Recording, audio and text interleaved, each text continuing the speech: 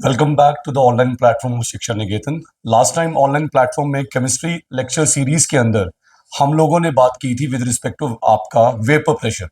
अब अगला टॉपिक जो बेटा हम लोग इसी सीरीज में फर्दर कंटिन्यू करेंगे, टॉपिक का नाम है रॉल्स लॉ।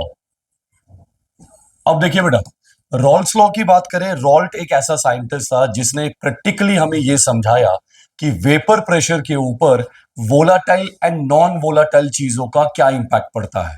तो हम इन्हीं चीजों को हम लोग बेटा रॉल्स लॉ के अंदर पढ़ने जाएंगे। अब रॉल्ट ने बेसिकली हमें यह समझाया है कि आपका volatile and non volatile solute, ये दोनों के दोनों सॉल्यूट आपका वेपर प्रेशर को किस ढंग से इफेक्ट करेंगे, तो उस चीज को बेटा हम लोग देखेंगे। तो आपका एक तो उसने समझाया था वोलाटाइल और दूसरा उसने क्या ले लिया था बेटा आपका नॉन वोलाटाइल। सबसे पहले हम वोलाटाइल और नॉन वोलाटाइल के बीच में जो डिफरेंस है उसको समझने की कोशिश करेंगे। वोलाटाइल का मतलब क्या है? कोई भी चीज जो खुद में खुद वेपर के अंदर कन्वर्ट हो जाए उस चीज को वोलाटाइल बोलते हैं। रिपीट कर रहा हूं, कोई भी ऐसी चीज जो खुद में खुद टाइम के साथ ऑन हीटिंग रूम टेम्परेचर पे भी जो वेपर पे कन्वर्ट हो जाए उस चीज को वोलाटाइल बोला जाता है। और नॉन वोलाटाइल कोई भी ऐसी चीज जो बेटा आपकी वेपर्स में कन्वर्ट नहीं हो सकती उसको बोला जाएगा नॉन वोलाटाइल। अब आप वोलाटाइल की एग्जांपल पेट्रोल ले लीजिएगा। पेट्रोल जो है आपका खुद में खुद वेपर्स में उड़ जाता है। क्यों बोला जाता है? बंद कमरे में पेट्रोल कभी भी आपकी बोतल खुली नहीं रखनी चाहिए। अगर आप बंद कमरे में पेट्रोल की बोतल को खुला रख देंगे तो पेट्रोल जो है बीइंग वोलाटाइल वो अपने वेपर्स में कन्वर्ट हो जाएगा और गलती से वहां पर अगर आपने आग लगा दी, बेशक आप कमरे के कोने में खड़े हैं, बिल्कुल एंड में खड़े हैं, आप भी उस आग की लपेटे में आ जाएंगे। रीजन मीन दैट जो आपका पेट्रोल है उसके वेपर्स पूरी तरह एयर में फैल चुके होंगे। यही रीजन है कि बोला जाता है पेट्रोल से आग नहीं लगानी चाहिए, क्योंकि उसके वेपर्स आपके एयर में आपके स्प्रेड हो जाएंगे। नॉन वोलेटाइल की बात करें, दैट इज कॉल्ड एज नमक, जो वेपर नहीं बनाएगा। सिंपल मैं यहां पर नमक की एग्जांपल लूंगा क्योंकि हम लोग इसी ढंग से इसको समझाएंगे भी। NaCl है जो आपका वेपर्स नहीं बनाता, तो देयरफॉर NaCl को बेटा हम लोग क्या बोलते हैं? Non volatile. अब रॉल्ट ने कैसे समझाया कि वेपर प्रेशर वोलाटाइल और नॉन वोलाटाइल से कैसे इफेक्टेड होता है? तो रॉल्ट कहता है कि भैया वेपर प्रेशर जो है बराबर होगा, लाइन ध्यान से सुनना, जो वेपर प्रेशर होगा वो बराबर होगा सॉल्वेंट प्लस सल्यूट। कंडीशन है if solute is volatile. Repeat कर रहा हूं बेटा, आपका रॉल्ट लॉ के मुताबिक रॉल्ट एक सिंपल बेसिक स्टेटमेंट दी। वो कहता है कि जो वेपर प्रेशर है वो सॉल्वेंट एंड सल्यूट दोनों के सम के बराबर होगा। कंडीशन है अगर आपका सल्यूट वोलाटाइल हुआ। अगर आपका सल्यूट क्या हुआ? वोलाटाइल। दूसरी कंडीशन बताई, वो कहता है वेपर प्रेशर खाली सॉल्वेंट के बराबर होगा अगर आपका जो सल्यूट है बेटा जी वो क्या होता है? Non volatile. अगर आपका सल्यूट नॉन वोलाटाइल होता है तो वेपर प्रेशर खाली सॉल्वेंट पे डिपेंड करता है। तो ये जो डिफरेंशिएशन है पहली बार रॉल्ट्स ने क्या किया था? इंट्रोड्यूस किया था। तो इसी कॉन्सेप्ट के ऊपर रॉल्ट्स ने दो लॉ बनाए हैं। Raoult's law for solution containing volatile solute और दूसरा है Raoult's law for solution containing non volatile solute. तो हमने इन्हीं दो चीजों को समझना है कि वोलाटाइल का लॉजिक क्या है और नॉन वोलाटाइल का लॉजिक क्या है।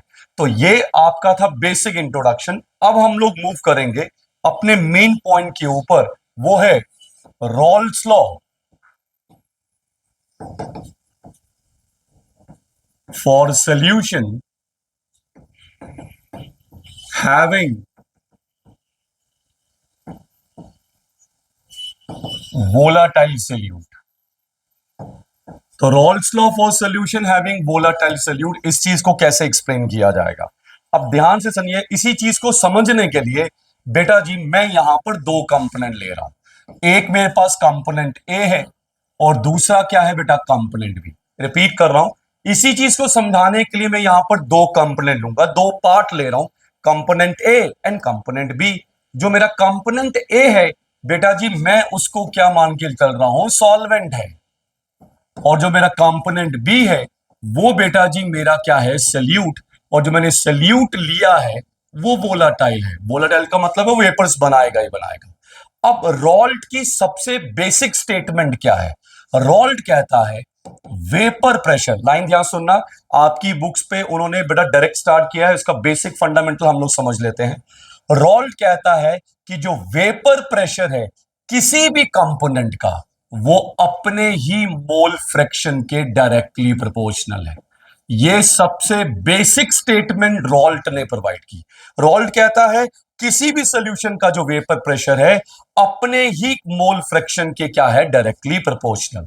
अब यही लॉजिक मैं यहां लगाऊंगा, vapour pressure of component A, वो बेटा जी क्या आ जाएगा, PA. Vapour pressure of component B, वो क्या आ जाएगा बेटा, आपका आ जाएगा PB.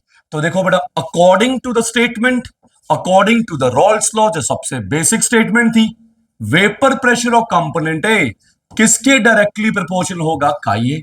Vapour pressure of component B किसके डायरेक्टली प्रोपोर्शनल होगा, काई बी। क्योंकि भैया बेसिक स्टेटमेंट तो यही है ना, उसने क्या बोला, वेपर प्रेशर मोल फ्रैक्शन के डायरेक्टली प्रोपोर्शनल है। तो देखिए बेटा, ए का vapour pressure of A that is called PA, vapour pressure of B that is called PB. तो देयरफॉर पीए किसके बराबर हो गया, किसके डायरेक्टली प्रोपोर्शनल हो गया, काई ए, और पीबी किसके डायरेक्टली प्रोपोर्शनल हो गया, काई बी। अब मैं उस पॉइंट पे आता हूं जो आपकी बुक्स वगैरह पे कॉमनली दे रखा है। अब हम लोग इस प्रोपोर्शनलिटी को हटाएंगे। अब हम लोग सब लोग अच्छी तरह जानते हैं कि भाई जब प्रोपोर्शनलिटी को हटाया जाए तो यहां पर हमारे पास कांस्टेंट आता है। तो ये आपका आ गया constant that is called P not ए। उसके बाद पीबी, प्रोपोर्शनलिटी का साइन हटेगा तो यहां पर कांस्टेंट आ जाएगा। अब P not A and P not B क्या है इसकी बात करेंगे। P not A and P not B ये रिप्रेजेंट करेगा pure vapour pressure of component A and component B. आपका ये रिप्रेजेंट करेगा pure vapour pressure component A and component B का। अब यहीं से जो आपके रिफ्रेशर वगैरह पे बुक्स पे जो डेफिनेशन स्टेटमेंट बनाई है, नॉट डेफिनेशन स्टेटमेंट बनाई है, मैं उसी चीज पे आता हूं। अब ध्यान से समझना बेटा, vapour pressure of any component it is product of vapour pressure of that component in pure state into its mole fraction. तो यहां से एक बड़ा फंडामेंटल पॉइंट क्लियर हुआ। यहां पर आपकी स्टेटमेंट सुनिएगा, वेपर प्रेशर किसी भी कंपोनेंट का कैसे निकाला जाएगा, उसी चीज का वेपर प्रेशर लेंगे प्योर स्टेट में, उसी के मोल फ्रैक्शन के साथ क्या कर देंगे, मल्टीप्लाई। तो ये आपका आ गया कि हम लोग according to the Raoult's law vapour pressure किसी भी कंपोनेंट का किस ढंग से क्या कर सकते हैं, कैलकुलेट कर सकते हैं। अब इसी के अंदर हमारे पास आया Dalton, Dalton law of partial vapour pressure.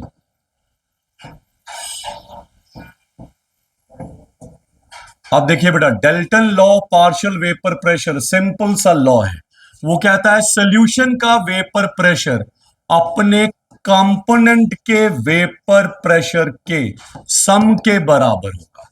Repeat कर रहा हूं, सॉल्यूशन का vapour pressure it is equal to component vapour pressure sum. अब इसी चीज को मैं एग्जांपल के थ्रू समझाता हूं, ध्यान से देखना। पीएस किसके बराबर आएगा, हमारे पास दो कंपोनेंट है, पीए प्लस क्या आ जाएगा, पीबी। रिपीट कर रहा हूं, पीएस किसके बराबर आएगा, पीए प्लस पीबी। अब पीए की वैल्यू पता है, पीबी की वैल्यू भी पता है, तो वैल्यू पुट कर देंगे तो क्या आएगा, पी नॉट ए काई ए, क्या आएगा, पी नॉट बी, और आगे क्या आ जाएगा, काई बी।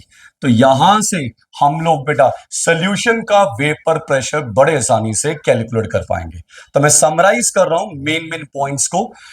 वे आपका रॉल्ट पहला साइंटिस्ट था जिसने ये बताया कि वेपर प्रेशर के ऊपर volatile and non volatile solute का क्या इंपैक्ट पड़ेगा। वोलाटाइल सॉल्यूट जब लेंगे तो वो कहता है कि vapour pressure solute and solvent दोनों के बराबर होगा, दोनों के सम के बराबर होगा। नॉन वोलाटाइल आया तो कहता खाली सॉल्वेंट पे डिपेंड करेगा, सॉल्यूट के ऊपर डिपेंड नहीं करेगा।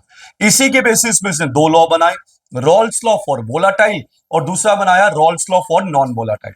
वोलाटाइल कंपोनेंट समझने के लिए मैंने यहां पर दो चीजें ली, ए एंड बी। ये सॉल्वेंट है, बी मेरा वोलाटाइल सोल्यूट है। तो उसकी बेसिक स्टेटमेंट क्या है? ये स्टेटमेंट डायरेक्ट नहीं आई थी बेटा, ये बेसिक स्टेटमेंट ये थी, वेपर प्रेशर किसी भी चीज का अपने ही मोल फ्रैक्शन के डायरेक्टली प्रोपोर्शनल है। तो ये आपका पीए का आ गया काई के प्रोपोर्शनल, पीबी का आ गया काई बी के प्रोपोर्शनल। प्रोपोर्शनलिटी को हटा के कांस्टेंट आ गया, लेट कर दिया। अब P not A P not B these are called as constant. Dalton partial law लगा, वो कहता है सोल्यूशन का वेपर प्रेशर अपने ही कंपोनेंट के वेपर प्रेशर के सम के बराबर होता है। तो मेरे पास दो कंपोनेंट थे, पीए प्लस पीबी। तो पीबी की वैल्यू पुट, पीए की वैल्यू पुट की और पीबी की वैल्यू पुट की। तो इस ढंग से हम लोग सोल्यूशन का वेपर प्रेशर कैलकुलेट कर पाए। अब इसका ग्राफिकल रिप्रेजेंटेशन भी है, उसको हम नेक्स्ट वीडियोस में आपके साथ कनेक्ट करेंगे कि हम लोग ग्राफिकली इस चीज को कैसे रिप्रेजेंट करते हैं। कुछ कंसर्न है मेरा ऑनलाइन प्लेटफॉर्म को लेके।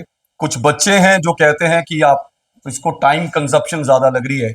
बट एक चीज का ध्यान रखिएगा, ये स्टेप बाय स्टेप प्रोसेस है। हम लोग उन बच्चों को टारगेट कर रहे हैं जिन बच्चों के कॉन्सेप्ट पूरी तरह क्लियर नहीं होते। हमने चीजों को भगाना नहीं है, might be it will take time, पर we are ready for that. तो जब आप कमेंट करते हैं ना कि सर आपको 1 साल लग जाएगा चैप्टर कंप्लीट करने के लिए, बेटा हम उनके लिए काम कर रहे हैं जिनको लिटरली इन चीजों की नीड है। तो हमें इन चीजों से इफेक्ट नहीं पड़ेगा। इसलिए बेटर है आप लोग इस प्लेटफॉर्म को सपोर्ट करें, और उन बच्चों के लिए प्लेटफॉर्म बनाया गया है जो बच्चे लिटरली इस चीज के लिए बहुत ज्यादा नीडफुल है। Thank you for the joining. Next lecture में हम लोग ग्राफिकल रिप्रेजेंटेशन के साथ आपके साथ एसोसिएट होंगे। Thank you. लाइक करें, चैनल को जरूर सब्सक्राइब करें, शेयर करें।